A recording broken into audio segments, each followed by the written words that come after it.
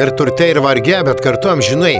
Lengva pasakyti, kol tarp dviejų žmonių saulė šviečia ryškiai, kol širdis pilna iliuzijų ir pažadų.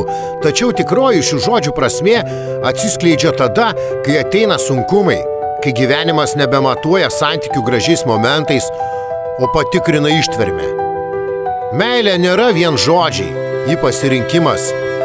Kasdienis sąmoningas tylus, dažnai nepastebimas, bet labai tikras. Būti kartu turte lengva, kai yra šypsenos, kelionės, dovanos ir komfortas. Atrodo, kad meilė savaime žydi.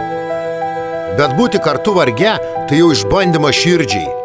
Kai ateina ligos, abejonės, nuovargis, finansiniai sunkumai ar dvasinis sunkumas, tada ir pasimato, kas yra meilė, o kas tik pojūtis, kuris užgimė iš patogumo. Tikras ryšys nesulūžta, kai aplinka griūna.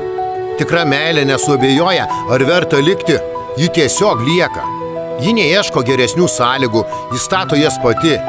Ji nepalygina, nepabėga ir nesidairo į šonus. Ji stoja greta ne tada, kai kiti nusisuka. Nes iki grabo lentos nėra frazė iš gražios pasakos. Tai pažadas, kuris turi savo vertę. Tai du sielos žingsniai viena kryptimi per džiaugsmą ir per skausmą. Per pergalės ir pralaimėjimus. Per šviesą ir per tamsą. Ir jei du žmonės iš tiesų myli, jie ne tik eina kartu, jie laikosi už rankų tada, kai sunkiausia. Tik tuomet žodžiai ir turte ir varge įgauna tikrąją prasmę.